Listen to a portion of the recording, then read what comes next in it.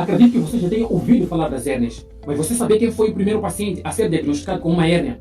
Olá, seja muito bem-vindo a mais uma edição do Amigos Clínicos. E no vídeo de hoje nós iremos abordar tudo o que você precisa saber acerca das hérnias. Mas antes, eu quero que você se inscreva no canal e ative o sininho das notificações para não perder nenhum tipo de conteúdo relacionado ao canal Amigos Clínicos. Mas o que são as hérnias? Hérnia é uma protusão anormal que pode ser parcial ou até mesmo total de um tecido ou até mesmo de um órgão. Isso quer dizer que é a saída de um órgão ou de um tecido do seu lugar de origem. E agora nas causas, é importante que você saiba, não existem causas direitas de uma hérnia, mas existem determinados tipos de fatores de riscos que podem vir a influenciar para o surgimento de uma hérnia. Mas para o surgimento de uma hérnia é necessário que haja um defeito ou até mesmo um ponto fraco dentro de um tecido ou até mesmo dentro de um órgão. E estes defeitos podem ser ponto naturalmente débil e ponto anormalmente frágil. No ponto naturalmente débil é um ponto onde um vaso ou até mesmo uma víscera entra em um lugar e deixa o abdômen que é seu lugar de origem. Já no ponto anormalmente frágil pode ser causado por uma anomalia congênita ou até mesmo adquirida, em consequência de um trauma ou até mesmo de uma doença. Agora vou citar um dos 3 principais fatores de riscos que influenciam de uma forma rápida para o surgimento de uma hérnia. Primeiro fator de risco, nós temos levantamento excessivo de peso. Sim, levantamento excessivo de peso. E segundo fator, temos uma tosse crônica. E como terceiro fator, nós temos a criptoquídia. Ok, como que esses fatores podem influenciar para o surgimento de uma hérnia? Tosse crônica, criptoquídia e levantamento excessivo de peso. Estes fatores eles vão fazer com que haja um aumento da pressão intraabdominal. Quando há uma protusão já pendente, vai haver uma imigração do conteúdo intraabdominal para os espaços abdominais. Vamos falar das principais composições das hérnias. É importante que você saiba que as hérnias elas são compostas em 3 partes. E a primeira nós temos o saco, a segunda temos a cobertura e a terceira nós temos o conteúdo. Mas a maioria das partes ou a maioria das hérnias elas são compostas por conteúdos intestinais. Agora vamos falar da classificação das hérnias. É importante que você saiba que as hérnias elas são classificadas em 2 grandes pontos. O primeiro ponto é as hérnias são classificadas quanto à sua localização e também são classificadas quanto ao seu grau de redutibilidade. Quanto à sua localização, nós vamos encontrar as seguintes subdivisões. Vamos encontrar uma hérnia umbilical, uma hérnia incisional, uma hérnia femoral, uma hérnia escrotal e até mesmo uma hérnia epigástrica e até mesmo uma hérnia parenguinal. E agora, classificando as hérnias quanto ao seu grau de redutibilidade, nós vamos encontrar 3 grandes pontos principais. Primeiro, vamos encontrar hérnias redutíveis. Segundo, vamos encontrar hérnias irredutíveis ou encarceradas. E terceiro, vamos encontrar as hérnias estranguladas. As redutíveis, vamos falar daquelas hérnias que, ao passar do tempo, o conteúdo que compõe esta hérnia, ao passar do tempo, ela volta para o seu lugar de origem. E agora vamos falar das irredutíveis ou encarceradas.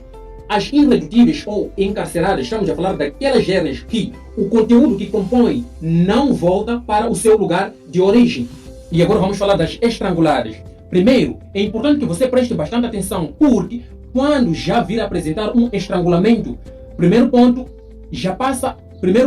este paciente com este tipo de hérnia estrangulada já passa a ser uma emergência médica. Por quê? Porque o estrangulamento dos conteúdos presentes dentro dessa hérnia vão fazer com que haja diminuição do suprimento sanguíneo naquela região. Isto que pode vir a dar uma possibilidade de causar ou até mesmo do surgimento de uma gangrena. O que um paciente que tem uma hérnia vai nos apresentar? Um dos primeiros sinais a ser apresentado com um paciente com hérnia é a tumefação no local.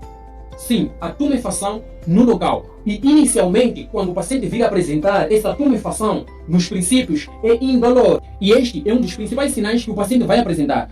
Então, tem um ponto. O quadro aumenta somente quando o paciente apresentar uma complicação. Quando uma hérnia não apresenta uma determinada complicação, ela também não apresenta muitos sinais e sintomas. Mas, quando já vir apresentar uma complicação, como por exemplo de um estrangulamento, aí sim o quadro desta hérnia vai se agravar e vai se apresentar com mais sinais e sintomas, como uma dor abdominal em cólica, uma obstipação, vai apresentar também vômitos, em alguns casos também pode apresentar uma distensão abdominal. E estes sinais e sintomas, em alguns casos, são acompanhados de algumas queixas gerais, como febre e até mesmo a cefaleia. Já agora falando das complicações de uma hérnia, uma das principais complicações de uma hérnia é o estrangulamento. Mas o que é este estrangulamento? O anel da hérnia vai fazer uma constrição do conteúdo herniado, afetando assim a vascularização neste local e como consequência disso pode vir a surgir uma isquemia e uma necrose. Isto vai fazer com que o quadro da dor deste paciente aumente cada vez mais. Caro amigo clínico, é importante que você saiba que todo paciente que entrar e chegar no seu consultório e você diagnosticar com uma hérnia, o tratamento da hérnia é cirúrgico. Mas nós podemos fazer a administração de alguns fármacos para o tratamento assintomático. Sim, vamos tratar os sinais e sintomas que o paciente vai apresentar.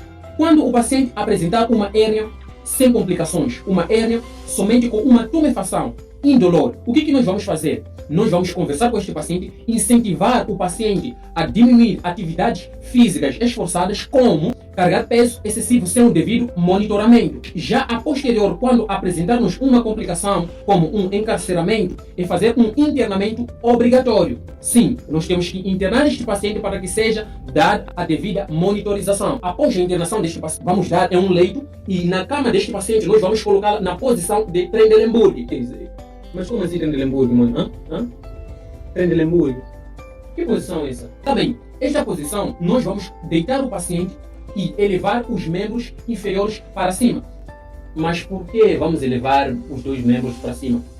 Por exemplo, se o paciente apresentar uma hérnia escrotal, o conteúdo abdominal desceu para os escrotos. Então, se nós elevarmos os dois membros do paciente para cima, de alguma forma vamos fazer ou vamos facilitar a descida dos órgãos que saíram do abdômen para o escroto. Então, isso vai fazer com que haja um pequeno alívio da dor que o paciente vai apresentar. Nós vamos canalizar 2 vezes ou até mesmo uma, mas que seja de grande calibre, para a administração de alguns cristalóides. Na minha escolha, vai ser o lactato de Ringe. Mas, se você tem uma outra escolha, deixa aqui nos comentários. Vamos administrar o lactato de Ringe de acordo com as necessidades que o paciente vai apresentar. E também podemos fazer a administração de alguns anti-inflamatórios, como o exemplo de Deporfinac de 75 mg intramuscular. Também vamos fazer uma antibioterapia, gentamicina de 160 mg a 240 mg. E ampicilina pode ser de 1 grama até mesmo pode chegar aos 2 gramas. E chegamos ao final de mais um vídeo. Se você acha que faltou alguma coisa, deixe nos comentários. Não se esqueça de se inscrever no canal e ativar o sino das notificações para ficar ligado ao canal Amigos Clínicos. Bro, eu acho que você tem hérnia, você. A medicina, ela é simples se eu parametrizar o meu atendimento. Se eu tiver uma rotina de atendimento e de pensamento. Senão eu crio um monstro que começa a me consumir. Ele começa a me pôr medo, e eu começo a ter medo do doente crítico. Não, esse doente aqui é o que eu digo sempre, esse doente que está em ventilação mecânica, com uma linha arterial, esse doente está muito mais seguro do que um paciente que chega aqui para mim com infarto, com risco de morte elétrica, entendeu?